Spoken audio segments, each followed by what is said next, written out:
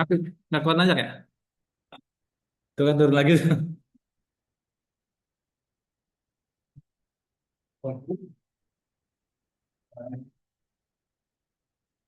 Iya kasihan juga kalau nggak kuat nanjak. Dorong, dorong. Dorong.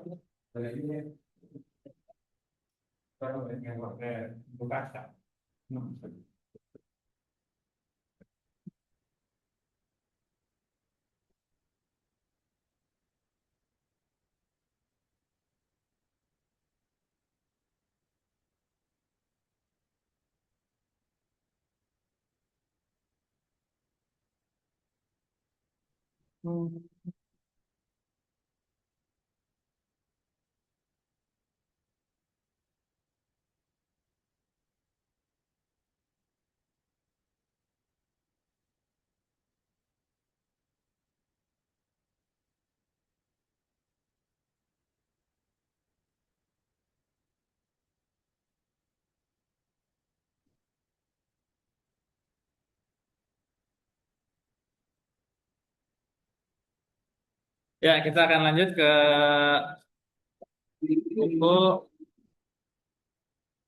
Nggak jauh-jauh itu. Dari tadi nggak jauh-jauh. Suara ini jet tempur itu. Kashfu syubuhati hawla riba al-masrafi fin nizam al-iqtisadi al-mu'asir. Ya, menyingkap syubhat riba perbankan dalam sistem ekonomi modern. Kita kemarin sudah sampai ke nomor ada unsur saling ridho. Ini udah selesai ya? Udah dijawab ya? Oke.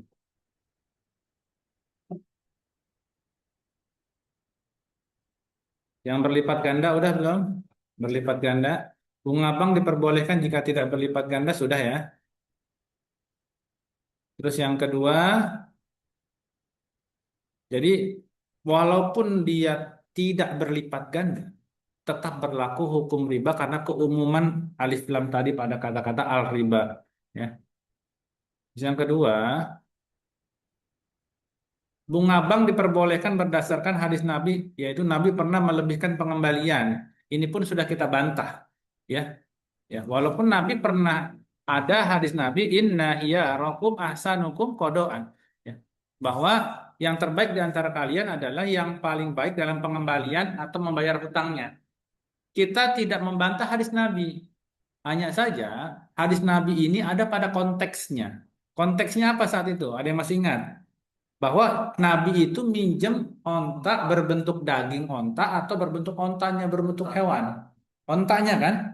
Kalau berbentuk onta, kita harus bedakan bahwa ada dua jenis harta, yaitu ada harta misliat dan ada harta kimiat. Harta misliat itu harta yang dapat ditemukan serupa di pasar tanpa perbedaan harga yang signifikan, seperti beras, gula. Ya, jadi onta itu golongannya misliat atau kimiat. Kalau ngelihat dari contohnya, nah, onta itu jenisnya adalah harta kimia. Nih di sini nih, tidak bisa ditemukan yang serupa. Oh ini ontanya sama, nggak mungkin ada onta yang sama di dunia ini ya. Ya kayak orang kembar aja ada nggak orang yang kembar. Tapi pasti ada perbedaannya. Nah, tapi kalau ontanya sudah berbentuk daging onta, sudah ada kiloan-kiloannya sama. Harganya mau dimanapun kiloannya sama. Jadi onta yang berbentuk onta itu kimia, kalau onta itu sudah jadi daging itu misliat. Nah, Nabi minjemnya itu berupa onta yang masih muda. Nih, Nabi minjem onta yang masih muda, namun kemudian saat ingin mengembalikannya, Nabi tidak menemukan kecuali unta yang lebih tua dan lebih baik. Gitu.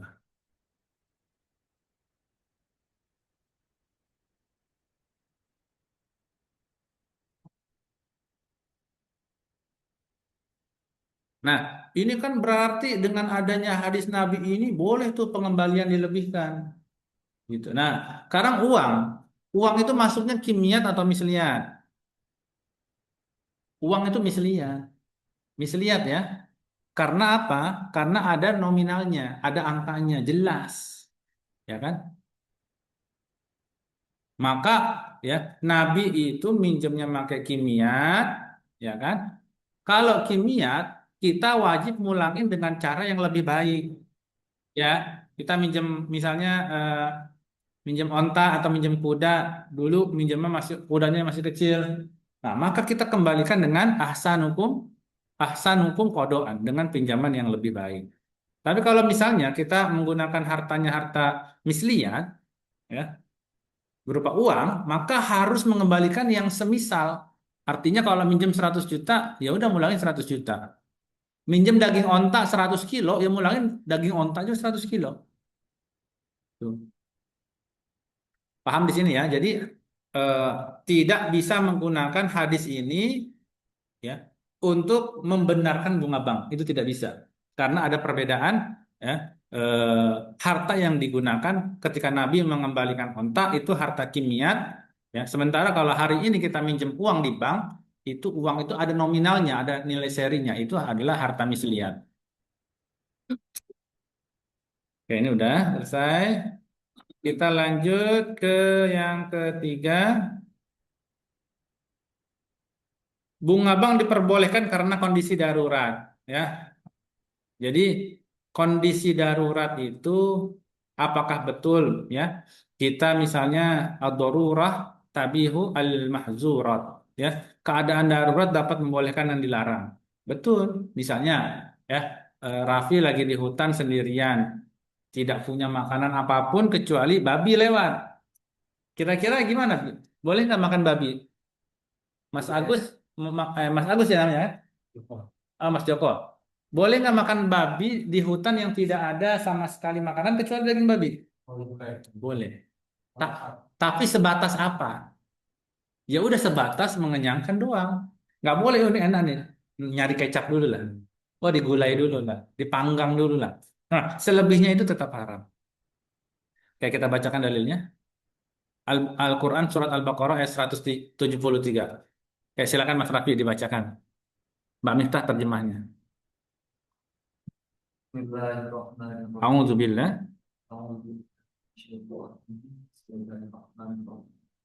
فمن اضطر غير باغ ولا عاد فلا إثم عليه إن الله غفور رحيم. Ya, agak keras suaranya supaya yang online ini dirukyah biar pada hadir. Itu keras. Ya, kedengaran yang online suaranya. Ya online mah begitu aja dah, nggak ada yang nyaut. Ayo, Bi, Mbak terjemahnya.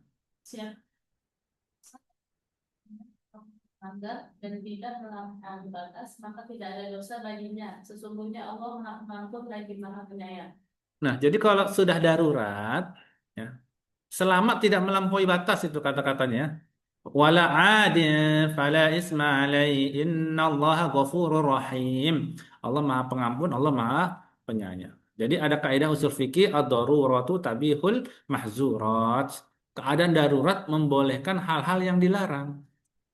Tapi kita kembali ke laptop perbankan, itu apakah sedarurat itu, coba? Ada yang mau berargumentasi nggak? Apakah kalau kita nggak minjem di bank, maka kita mati? Kan darurat itu kategori darurat dikatakan darurat apa? Misalnya tadi kita di hutan, mau mati kan? Mau mati, babi lewat. Ini perkara dari mati atau perkara udah pingsan, ya kan? Kategorinya begitu nih. Jadi darurat itu harus pilihannya kalau nggak makan babi mati gitu. Harus pilihannya tuh begitu. Ya, semuanya yang disebut darurat itu harus seperti itu. Nah, sekarang kita kembali nih. Ini putra, karena ini bank. Kamu di sini kan? Ya, ini ada bunga. Kamu boleh ya daruratnya harus bagaimana coba? Kategori kamu minjem di bank supaya diperbolehkan itu memang betul harus darurat. Ya, tapi daruratnya seperti apa? Kalau nggak minjem di bank, mati nggak kita? Misal bayar SPP ya, atau apa sih misalnya? Misalnya Mbak Miftah punya anak yang sakit di rumah sakit, itu kan darurat ya kan, nggak punya uang segala macam. Minjemnya kemana biasanya? Tetangga. Pernah ke bank nggak? Nggak bisa, Pak. Enggak. Nggak bakalan bisa kan? Enggak. Jadi bank nggak dipakai buat darurat ini sebenarnya. Perbankan nggak, justru malah tetangga kita kan, malah cepetan pinjol ya. Dan kalau darurat nggak bakalan cair malah, Pak. Kalau darurat nggak bakalan Nggak cair, bakalan cair. karena Kan syarat orang bisa pinjam ke bank, berarti kan dia ada punya kemampuan untuk bayar. ada Bank kan ngelihat dulu, oh dia mampu, punya cakep. penghasilan atau enggak. Gitu. Iya kan? Jadi bank itu sebenarnya bukan bukan emergency exit ya, bukan alat untuk emergency. Ini nggak bisa dipakai emergency, ini nggak bisa. Berhenti dulu bentar ya, ada azan. Dengerin azan yang terdekat aja ya. Jangan semua yang azan. Azan yang terdekat kita dengar.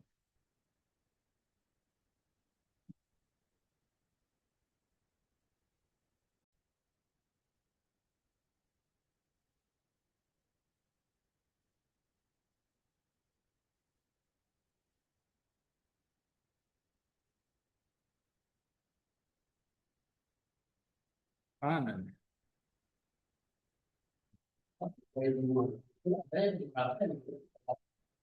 Bukan riba, ada yang bilang begitu.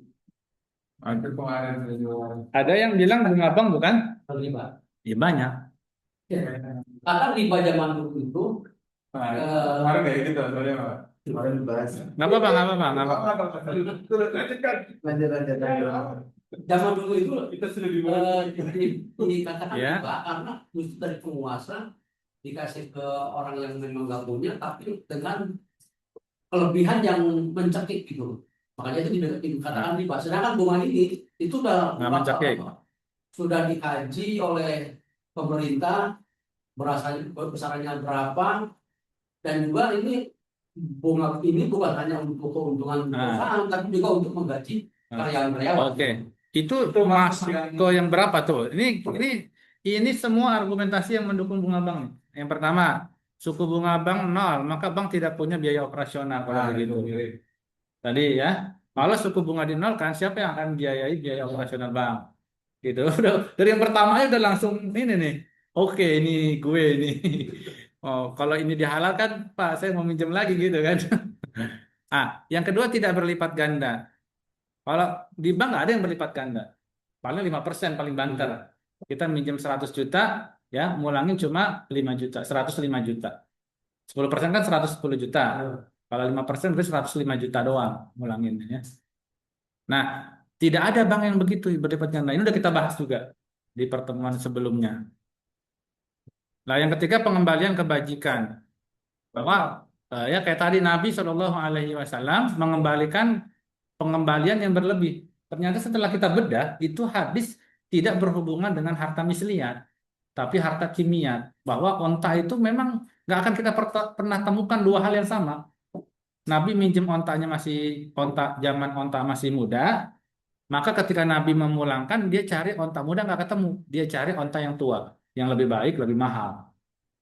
Nah, itu udah kita bahas juga ya, pengembalian kebajikan. Nah, sekarang kita masuk ke kondisi darurat nih, yang keempat.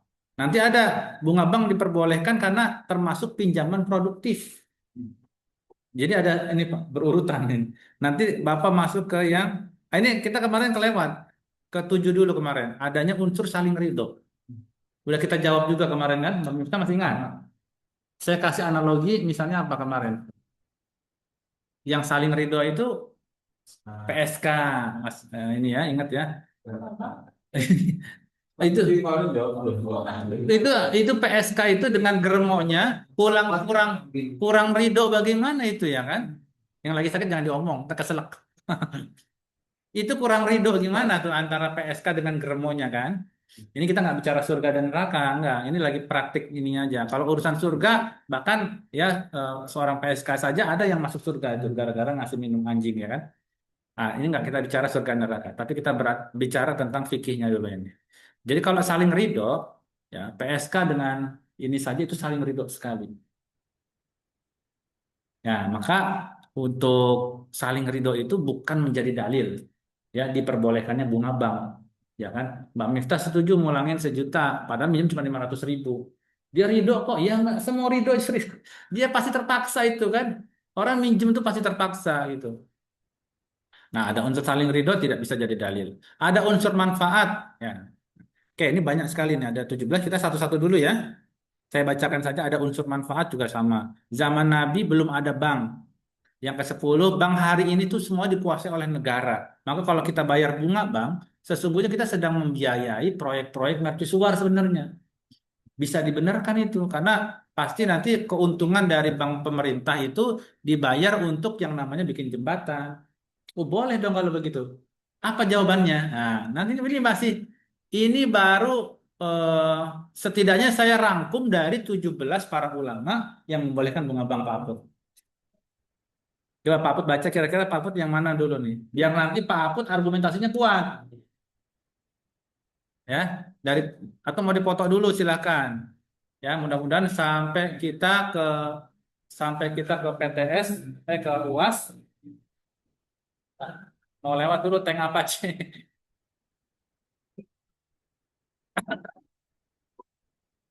Sampai kita ke UAS, kita mudah-mudahan selesai nih 17 yang bakal kita diskusikan ya. Ini sudah saya juga masukin ke YouTube ya, beberapa poin. Ini yang paling susah nih yang 17 hari ini, bahwa konteks globalisasi mengharuskan sekarang wajib semua perbankan menggunakan sistem bunga. Apa seperti itu?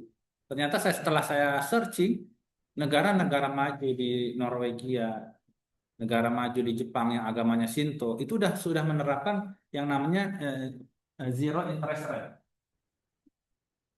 Zero interest rate atau bunga persen 0%. Jadi 0%. Kita masih sibuk nih. 17 ini saya capek nih apa namanya nih mempersiapkan argumentasinya. Sampai MUI bikin seminar segala macam buat menjawab. Tapi di negara kafir bahkan yang nggak mengenal Islam sudah menerapkan yang namanya zero interest rate. Karena efek player efeknya itu betul-betul kerasa. Ketika dinolkan pinjamannya itu, ya kan, UMKM itu akhirnya berlomba-lomba minjem. Akhirnya apa? Akhirnya perusahaan-perusahaan itu maju, punya karyawan maju. Jadi pemerintah itu mensubsidi perbankan dengan cara apa? Biaya operasional perbankan ditanggung sama negara. Atau bahkan ada yang negatif interest rate. Negatif, ada yang negatif 2%. Artinya kalau minjem 100 juta, ngulangin cukup 98 juta. Minus, ada yang malah dikurangin. Kita kan 5% sekarang nih. Jadi ini udah nggak ada hubungan sama syariah, udah. Dia pikirkan itu adalah efek domino ketika perbankan itu punya akses yang mudah untuk orang-orang sehingga bergeliat gitu dengan UMKM. Dan hari ini yang disubsidi itu MBG. Nah, per hari itu 800 miliar per hari untuk MBG. Bayangkan, satu pesawat F-16 ya kan, itu harganya berapa? 900 miliar. Hampir sama itu kan.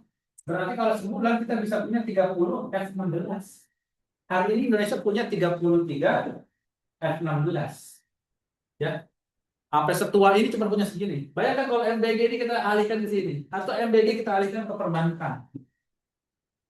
Nggak bakalan rupiah 17.800 hari ini. Kan? Udah wajib Pak. Prediksinya ini sampai akhir tahun bisa 25.000. Sampai akhir tahun ya. Salah perpisahan itu.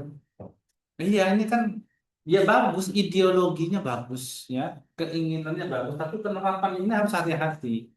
Nggak bisa kita nih belajar lomba pidato terus tuh nggak bisa.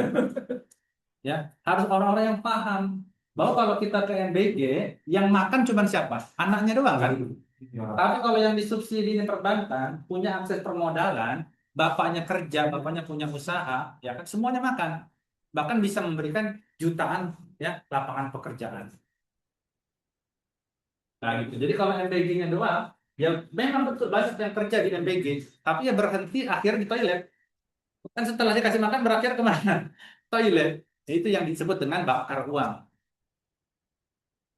Nah, negara-negara maju banyak yang tidak memberikan makan seperti itu karena mereka percaya bahwa yang mereka harus lakukan itu bukan memberikan makan, tapi memberikan air, sehingga mereka terus-terusan bisa mendapatkan penghasilan. Kalau dikasih makan, akhirnya menjadi bangsa yang seperti ini, minta-minta terus. Nah, oke ya. Oke, kita lanjut dulu ke adanya pinjaman produktif darurat, kondisi darurat tadi ya, biar kita fokus dulu. Kondisi darurat di disarankan untuk bagaimana kalau kondisi darurat? Hah? Dari apa itu? Ini kan kondisi darurat yang tema kita pada hari ini kondisi darurat. Kondisi darurat yang seperti apa yang diperbolehkan? Saya akan bacakan. Rafi sudah bacakan ya. Jika ekonomi lumpuh karena tidak adanya bunga, hal ini bisa menyebabkan kerugian besar. Misalnya, darurat yang dikemukakan oleh Imam Ghazali, ya, ini punya teori namanya ad-daruriyatul khamsah. Orang itu dikatakan darurat dalam 5 keadaan. Yang pertama adalah hifzuddin, agamanya terancam. Ya, kira-kira kalau misalnya kamu yang berhubungan dengan agama apa nih? Misalnya enggak, Hah? Nah ini diperbolehkannya mengucapkan kata-kata kufur di bawah ancaman nyawanya selama dia hatinya tetap beriman. Kamu percaya bahwa Nabi Isa itu Tuhan, dipaksa misalnya. Kalau enggak, keluarga kamu ditembak mati. Nah, ya kan? Atau kalau enggak, saya putus gitu. Itu terpaksa nggak sih kalau diputusin cinta gitu? Iya kan? Ini kan, wah dia belahan belahan hidup saya itu bisa juga itu ya. Itu bisa juga dikatakan darurat itu kan. Tapi kan daruratnya buaya itu. Beda itu daruratnya buaya itu. Ah, jadi tidak itu yang dimaksud, tapi ini mengucapkan kata-kata kufur di bawah ancaman nyawa selama hatinya tetap beriman. Nah, itu. Jadi kategori yang pertama, pastikan bahwa daruratnya itu harus mengancam agama. Yang kedua, hibzun nafas. Jiwa kamu tuh terancam kayak tadi makan babi itu ya. Nah, kalau saya kasih contoh di sini makan bangkai dalam keadaan kelaparan ekstrim untuk menyelamatkan nyawa itu diperbolehkan. Karena kalau nggak makan daging yang bangkai itu dia mati. Kalau nggak makan babi dia mati. Jadi ada ya hibzun nafas ya. Jadi dia punya dalil. Dalilnya mana hibzun nafas itu ya? Selama kamu tidak berlebihan. Tuh dalilnya di atas ya. Surat Al-Baqarah ayat 173, barang siapa dalam keadaan terpaksa tanpa keinginan untuk melanggar dan tidak melampaui batas. Jadi terpaksa di sini nih yang kita garis bawahi, supaya tidak terlalu luas. Jangan dikit-dikit kamu bilang darurat. Padahal menurut Imam Ghazali darurat itu cuma 5. Oke, yang kedua hibzul nafas, yang ketiga hibzul akal. Ya, kalau nggak ngutang misalnya kamu, anak kamu misalnya kecanduan narkoba, akal kan terganggu tuh. Ya kan? Dia butuh yang namanya ke rehab. Itu bayar itu. Artis-artis kan nggak di penjara, di rehab. Karena punya duit. Tapi kalau Jarak. yang pengedar-pengedar modelnya cap botol itu kan nggak punya duit, akhirnya di penjara. Di penjara malah ketemu lagi sama pengedar. Bukan bener malah makin ahli. Lu bego lu katanya. Malah diajarin, lu caranya nggak begitu gitu kan. Lu kalau ya akhirnya malah belajar di situ. Malah jadi universitas kriminal. Harusnya direhab. Orang-orang begitu direhab. Saya kemarin ikut podcastnya Ustadz Jojo. Ada yang pernah dengar nggak Ustadz Jojo? Yang Sufi yang sama karakter itu bang. Iya, kartel. Jadi usia usia 17 tahun udah jadi pengedar. Sekarang jadi Ustadz kemana-mana pakai gamis. Bayangin Bu, itu di satu sel itu isinya 30 orang. Ya BAB di situ. Lah imamnya aja katanya, itu dipilihnya berdasarkan dosa yang paling ringan menurut mereka. Ya kan? Ada yang membunuh katanya. Nah, yang paling ringan apa? Nah, berjalan. Hah? Baku di jalan. Nembar paku di jalan, dosa paling ringan. Nah, dia yang dipilih jadi imam. Jadi, untuk jadi imam tuh dilihat dosa yang paling tinggi ya. Yang narkoba-narkoba nggak bakalan dipilih tuh. Nah, itu. Awalnya yang dipilih jadi imam itu adalah merebut masjid yang maling kotak amal masjidnya sendiri. Nggak dipilih itu. Lu katanya duit apa namanya umat masjid masih diembat juga gitu kan. Nggak cocok kan. Akhirnya pemungutan suara ulang. Dipilihlah tadi yang tukang paku tadi. Nah, Mampu apa? iya. Mereka punya kaidah fikih sendiri itu ya, buat menentukan imam masjid. Kalau dia yang paling ahli, yang paling banyak hafalannya. Ini yang paling sedikit dosanya. Nah, jadi yang kedua, hifzul akal. Jadi ibu kalau punya anak, lalu mau ngutang untuk biar anak itu direhab itu diperbolehkan. Jadi kondisinya harus hifzul akal. Walaupun misalnya dia harus ngasihnya bunga, itu diperbolehkan. Oke. Hifzul yang keempat, hifzul nasl, perlindungan keturunan. Misalnya, saya kalau nggak sesar nih, anak meninggal nih kan. Soalnya kalau bidan kan 4 juta, sesar kan bisa 10 juta. Maka mahal nih, bisa 20 juta. Maka saya harus minjem uang. Lah, dilalahnya yang ketemunya emang kadang-kadang orang Islam tuh begitu. Malah ketemunya ya begitu, yang ngasih bunga. Ya gimana? Boleh. Karena dia menjaga keturunan, hifdzun nasl. Sedang menjaga anaknya supaya anaknya bisa hidup. Itu diperbolehkan. Atau misalnya hukuman terhadap zina untuk menjaga keturunan yang sah dan kehormatan keluarga. Minjem bela-belain supaya tahu nih DNA. Tes DNA. Raffi bener nggak sih anak bapaknya gitu kan? Karena kalau laki mungkin nggak masalah. Tapi kalau perempuan harus ada wali, Fi. Ya kan? Ternyata walinya bukan bapaknya. Aduh, kasihan sekali itu kan. Kalau saya sih dengan masa tes DNA deh ya. Bisa hancur itu kan. Nanti kan bagaimana coba kalau misalnya selama ini ibunya selingkuh kan? Iya. Tapi ternyata ayahnya ini sangat sayang sekali. Nah, itu kalau kita misalnya mau bela-belain tes DNA mahal untuk menjaga perlindungan keturunan, kita diperbolehkan. Yang terakhir nih, yang susah nih, yang saya juga kadang-kadang nggak bisa, ini subjektif sekali, yaitu hifzul mal, melindungi harta, benda kepemilikan seseorang. Contohnya, ya, larangan mencuri dan adanya sanksi bagi pencurian untuk melindungi hak milik individu. Ya, nah, ini hifzul mal nih. eh, Kadang-kadang uang ada orang yang gajinya UMR tapi cukup, ya kan? Ada orang yang gajinya 10 juta, 20 juta tapi bilangnya nggak cukup dan karena dia punya dalil hifzul mal ya supaya apa namanya barangkali dia punya rumah ya kan? Kan semakin kaya seseorang maka asetnya itu semakin banyak yang digadaikan ke bank. Kalau misalnya dia udah menggadaikan asetnya ke bank berupa rumah, terus misalnya dia nggak minjem lagi, itu dia terancam nggak punya rumah. Kalau dia nggak punya rumah, anaknya bisa di mana tinggalnya. Maka ini bisa termasuk hifzul mal. Makanya orang kadang-kadang orang yang nggak punya itu lebih banyak masuk surganya. Ya bayangkan coba, sekarang kalau orang nggak punya AC, ya kan tinggalnya cuma di kontrakan kecil. Sama nggak kira-kira nanti di hari perhitungan dengan orang yang bayangkan ya satu rumahnya aja ada pembantunya, ada AC-nya, ada segala macam, ya pasti akan dihitung semuanya AC nyala-nyala semua, ya kan? Nah, ini beda eh, perhitungan hisapnya antara orang kaya dengan orang miskin. Orang miskin makanya udah cepet banget hitung-hitungnya itu kan. Malaikat cepet banget ngitungnya itu. Oh, ini nggak punya ini, nggak punya itu, nggak punya. Ini kali dihitung. Tapi orang kaya, apalagi pejabat dari A sampai Z nggak kelar-kelar. Sampai dia mandi keringat saking malunya dan dia membayangkan itu udah gampang banget kepleset ke neraka itu. Jadi ada 5. Kira-kira perbankan masuk dari 5 ini. Masuknya yang mana? Silakan kita diskusi. Nomor 4. Nomor 4 apa? Yang ini.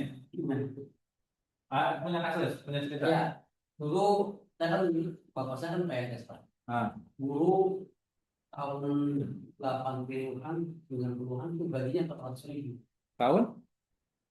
Tahun 80-an, Tahun 80. 400.000 gajinya. Sedangkan anaknya ada 5. Hmm. Anaknya kan mau sekolah semuanya. Betul. Jadi setiap kalau mau Kelahiran? sekolah, Mau sekolah. buat bayar SPP, Nah, bapak selalu pinjam uang. itu Pak. bukan hifdzul nasal, itu hifdzul yang namanya hifdzul akal. Jadi kan pendidikan itu bagian dari akal kan? Oh, ya, seperti itu. Ya. Kan nggak ada yang lahirin di sekolah. Ini pendidikan buat bayaran. Ya, Dan bayaran. pendidikan itu hari ini menjadi prioritas, ya kan? Kebutuhan primer maksudnya. Jadi darurat itu bisa dilihat dari kita membagi misalnya kebutuhan. Beda antara kebutuhan dengan keinginan. Kalau keinginan belum tentu butuh, ya belum tentu butuh. Kalau kebutuhan sudah pastinya diinginkan, karena dia ada primer, lalu setelah ada sekunder, tersier, ya kan? Nah, sekolah masuknya di sini, sekolah. Apalagi rumah sakit, apalagi makan, ya sandang, pangan, apa ya, PP. Nah, ya masuk ke sini Pak. Itu primer kebutuhan tadi. Jadi kalau misalnya iya ke situ. Minjemnya berapa? Oh, nggak itu buat bayaran di sekolahan. Iya, ke bank mana? Kalau dulu biasanya kalau bapak nggak di SK ya, Iya, ke bank mana? siapa? Bank BRI ya. BRI. Kan dulu ada bank syariah. Dulu ya. Kok tahu? Tahu Cerita apa gimana? Ngalamin. Oh, saya juga waktu itu Nah, sekarang juga saya minjem Pak. Sekarang nggak minjem.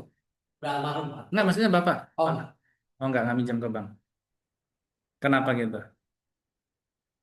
kan menghindari pinjaman Pak. Menghindari Iya. pinjaman. Bahkan waktu itu buat kendaraan aja saya motor, saya usahain cash, nggak punya ya udah jangan ada. Lah iya. Maka maksud saya gitu tadi, bank sekarang tidak lagi menjadi emergensi. Kita justru kalau emergensi malah nggak bisa ke bank. Berarti daruriyatul khamsah ini nggak bisa sebenarnya diterapin ke bank. Ya, kecuali tetangga kamu udah nggak ada yang mau minjemin lagi, baru mau nggak mau ke bank. Dan tadi katanya kalau ke bank emergensi nggak bakalan bisa. Iya. Sementara kita butuh cepat nih gitu. Maka sebenarnya umat Islam itu tidak butuh yang namanya perbankan. Ya sudah apa konsep Nabi namanya adalah Baitul Mal. Nah, konsepnya di sini, konsepnya Baitul Mal. Karena kalau perbankan itu nanti keterkaitannya dengan tadi, yaitu adalah jaringan global. Di atas nanti kita akan belajar tuh, bahwa seluruh perbankan itu pasti punya bank induk, namanya apa? Bank Indonesia. Dan Bank Indonesia itu pasti harus menerapkan suku bunga. Tidak ada satupun bank sentral di seluruh dunia yang tidak menerapkan suku bunga, nggak ada. Karena dia terikat dengan perjanjian IMF dan World Bank. Jadi ini udah sistem global, Pak. Kalau kita menggunakan yang namanya perbankan. Ada BI, ada IMF. Di bawahnya ada bank-bank.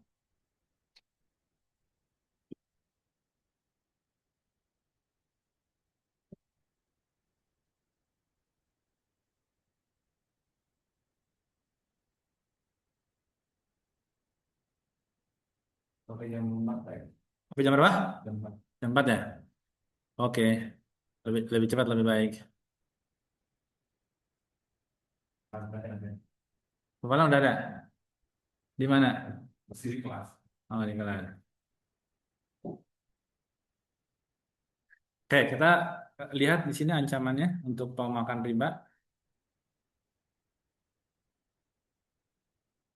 A'udzu billahi minasyaitonir rajim. Alladzina ya'kuluna riba la yaqumuna illa kama yaqumul ladzi yatakhabbathu asyaitanu minal mas.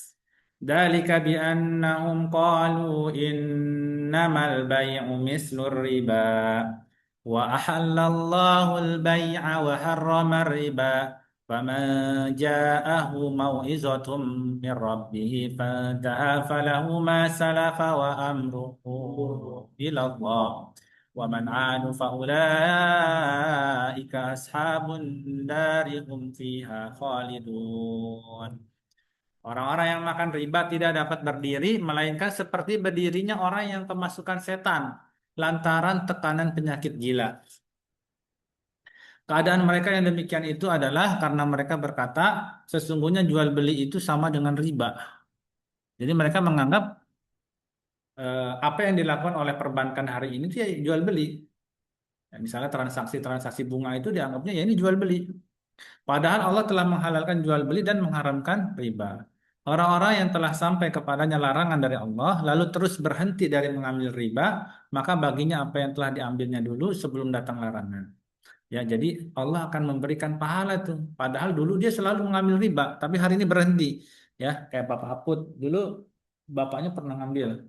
Walaupun ngambilnya itu untuk anaknya, ya kan? Karena belum ada bank syariah. Ya. Kita nggak tahu nih, karena kebenaran itu hanya milik Allah. Tapi para ulama menggarisi bahwa yang dilakukan oleh Pak Aput itu termasuk darurat, menjaga akal, pendidikan. Nah, kalau nanti Allah katakan enggak itu termasuk yang diharamin, ya. Tapi Pak Aput hari ini sudah berhenti, ya kan? Pak Aput tidak lagi mengambil harta riba, maka bagi Pak Aput adalah ya tadi itu yang terus berhenti, maka baginya apa yang telah diambilnya dahulu sebelum datang larangan. Dan urusannya terserah kepada Allah Subhanahu wa taala. Orang-orang yang kembali mengambil riba, maka orang itu adalah penghuni neraka. Mereka kekal di dalamnya. Ini kita lagi bicara minjem uang ya. Nanti belum bicara masalah jual beli secara kredit. Itu boleh. Kamu naikin harga jual beli secara kredit itu boleh. Misalnya harga tunai 1 juta, tapi pasti kreditin jadi 3 juta. Itu bukan bukan riba itu. Karena ada barangnya. Kalau ini nggak ada barangnya, kita cuma pinjam duit. Ya, kita cuma minjem duit, nggak ada barangnya. Ada orang Pak, Pak. Oh, itu siapa ya Pak?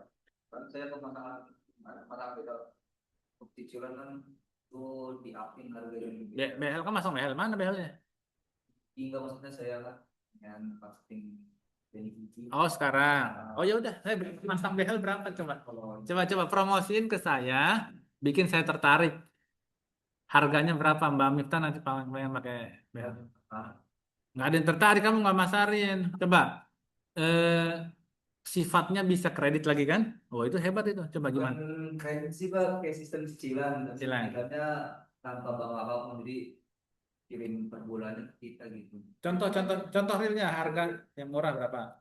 Kan kita untuk per level paling murah kan juta 200. Masa murah segitu? Itu atas bawah. Spesialis orto.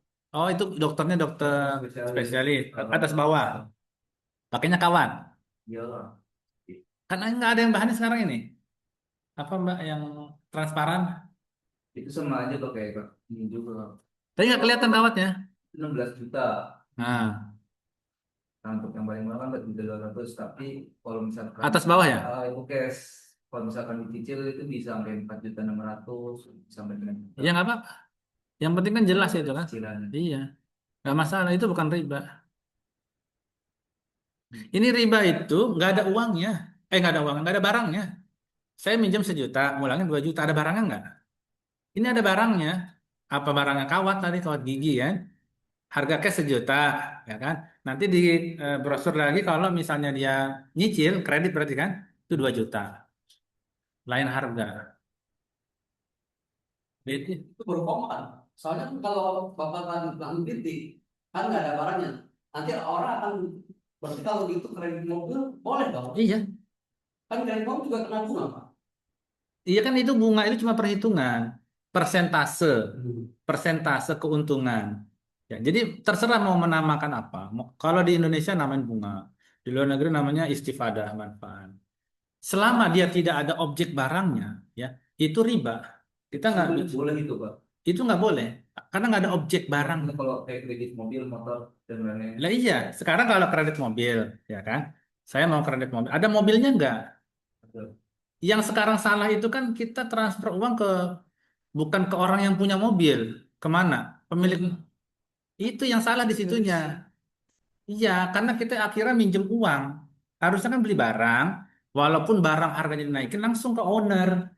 Yang salahnya di situ, karena keterlibatan pihak ketiga. Kalau si Raffi kan nggak dilibat langsung dari situnya. Kalau misalkan ditransfer dulu ke pabriknya ini ke PT-nya, baru ke perusahaan finance, itu bisa. Masalahnya, yaitu yang ketiga tetap. Ya, tiga tetap kena terlibat. Ya itu kan jual beli itu harus ada objeknya aja, intinya di situ. Harus ada objeknya. Kalau tidak ada barangnya, maka kalau misalnya saya nih bunganya barangkali saya minjem 10 juta, bunganya cuma 1% 1 juta, ngulangin cuma 11 juta. Tapi kalau saya murabahah, ya saya bisa untung sampai 5 juta, sampai 6 juta, sampai bahkan mengalahin bunga. Itu nggak masalah. karena jual beli, ya. Makanya riba itu walaupun cuma 1.000 ngambil untungnya, ya rugi dia, maka rugi 2 kali, udah dosa, rugi cuma dapat 1.000 lagi kan. Kenapa nggak dibikin jual beli? Makanya di sini Allah katakan ahalallahul bai'a wa harrama riba. Allah menghalalkan jual beli dan mengharamkan riba. Konsepnya diganti jadi murabahah. Harusnya begitu gitu. Jadi harga kayak misalnya saya mau beli rumah nih, saya naikin dulu harga rumahnya. Oh jadi 100 juta, 150 juta. Baru saya kreditin ke kamu gitu. Bank syariah begitu makanya. Makanya murabah. Nah, sekarang coba saya belum tertarik ini.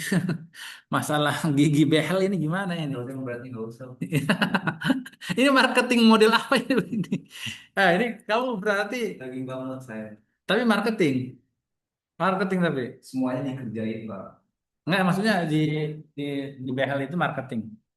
Saya bagian resepsionis administrasi. Nah, jadi sekarang ada resepsionis. Tapi ya emang bagiannya tuh ya sekali Pak marketing. Yang Kayak ada job sebetulnya. apa namanya giginya?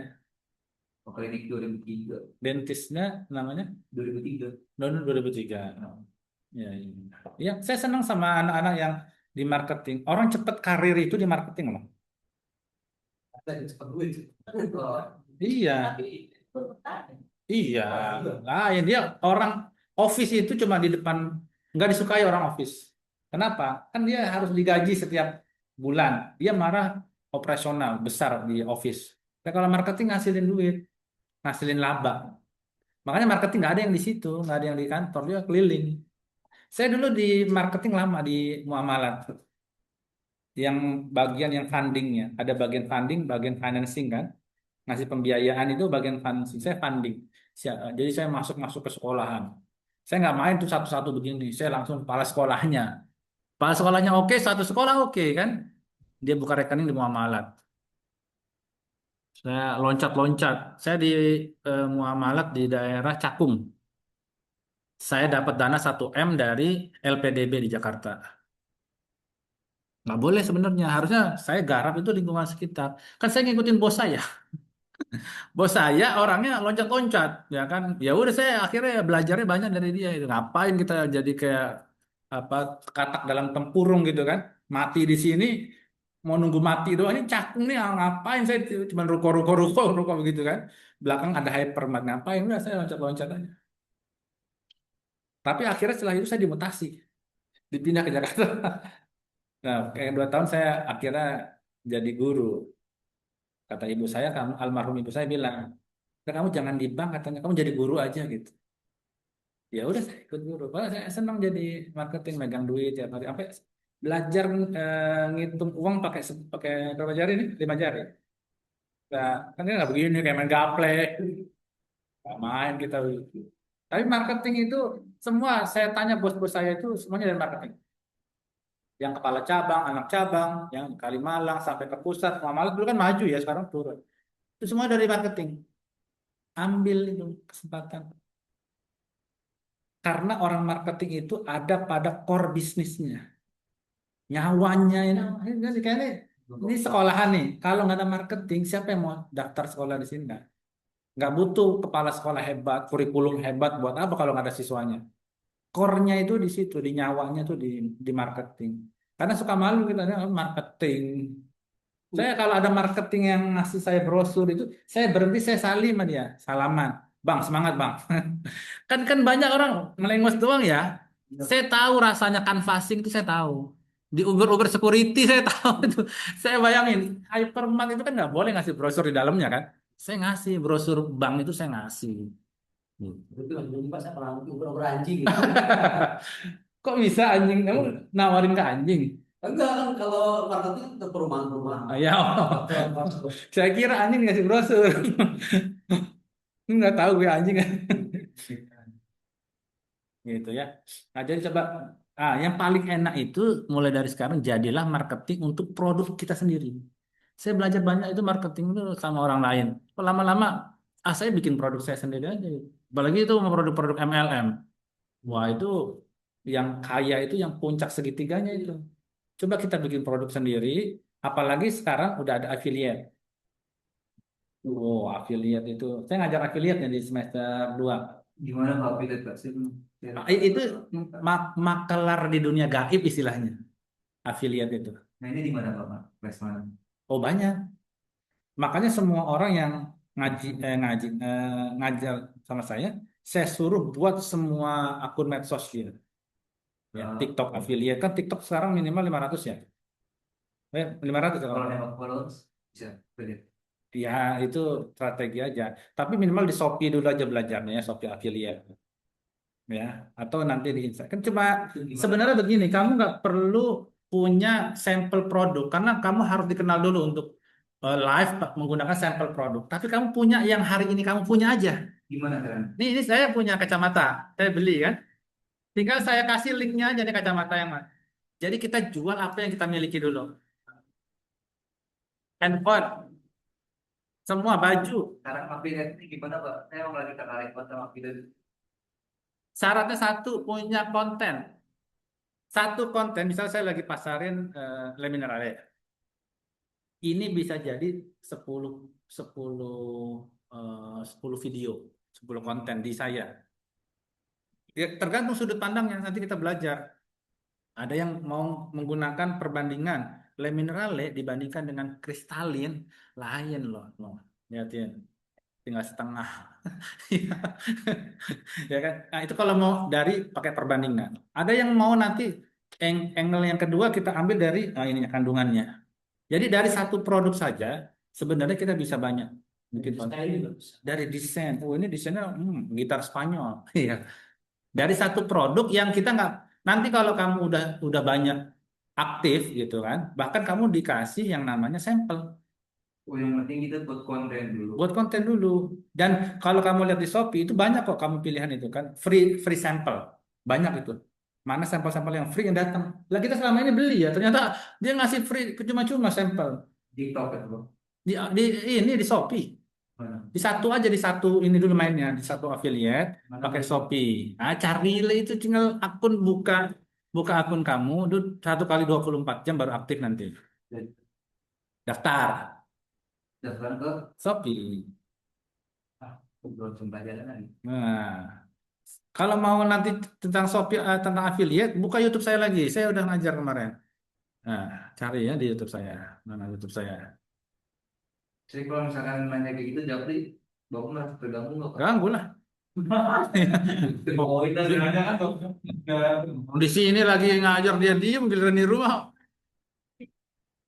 WA kan apalagi WA ya. Nggak, santai aja. Ini nanti kalau ini di sini nyari aja nih di video. Ini di jam 4 lewat soalnya nih. Di semester 1 ada yang main affiliate ya Pak? Kan kalau saya Nah, lihat Bapak kan kayak Bapak kayak merasa terganggu gitu. mana sih? Tenang aja, tenang, santai-santai. Saya lagi tertarik banget Pak buat nonton. Manfaatnya yang kedua. Tapi belum saya upload ya. Lupa saya. Gimana Pak?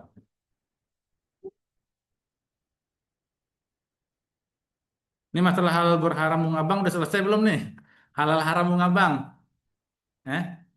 Halal haram bunga bang udah selesai belum nih? Udah selesai nih, yang ini nih. Kalau udah selesai saya mau tutup nih. Oke, nggak tahu di. Kayaknya poin yang terakhir deh yang Bapak zero interest rate itu Kenapa? masih setengah penjelasan. Ya gitu deh. Apa yang mau ditanyain?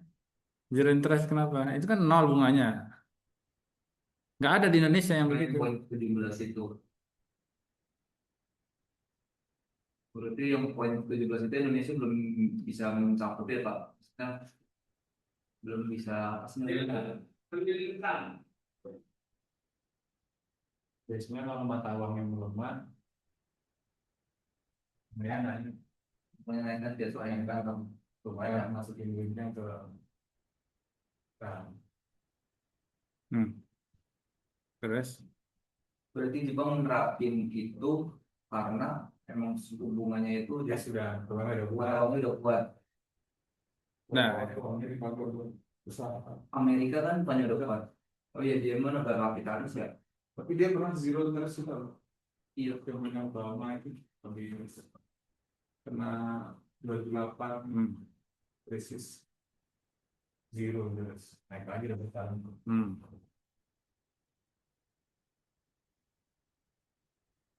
Itu di moneter.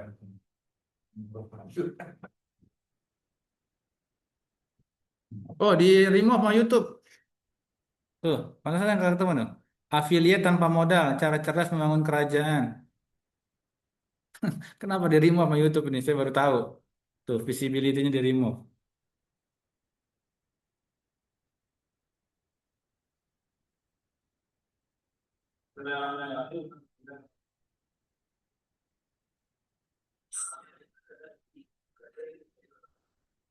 Saya langsung kasih link-link yang terkenal ya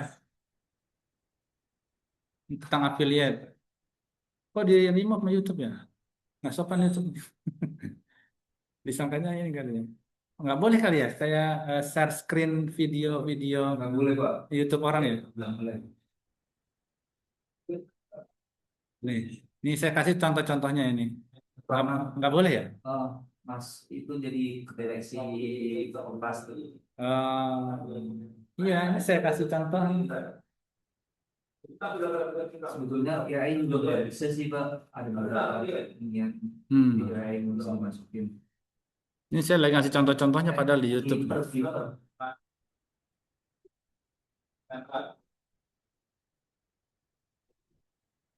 Ya, nanti saya tanpa YouTube kali ya, jadi nggak. Oke, barangkali itu saja. Silakan dicari Mas Raffi ya tentang affiliate. Insya Allah halal itu makelar. Dan saya pengennya jadi marketing. Ya, marketing. Kamu main ke perusahaan, pasti yang ditanya kamu bisa menghasilkan, kamu berkontribusi apa buat perusahaan ini. Ya kalau kamu ngelamar jadi admin, nah itu kan ngabisin duit doang. Dia nggak bakalan seneng. Tapi kalau kamu datang, Pak, saya bisa berkontribusi apa untuk perusahaan ini? Saya pasti bisa jadi marketingnya gitu. Nah, hebat. Ini kasih portofolio kamu pernah jadi marketing A, B, C, D.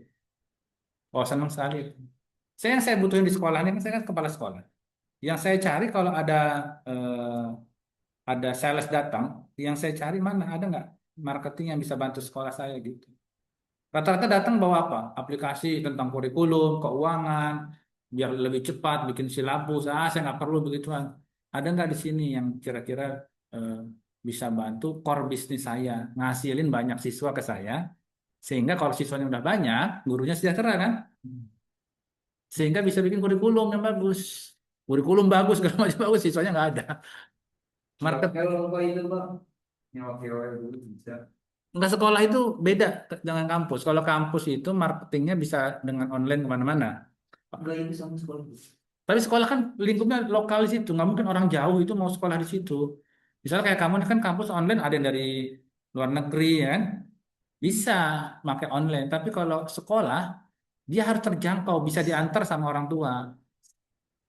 Ayo boleh. Kalau kamu bisa, gimana caranya nanti? Bisa kasih tahu Jadi saya. saya punya ke situ pernah ngobrol ya pas lagi di Kopjok Pamulang, dia namanya sekolah juga katanya.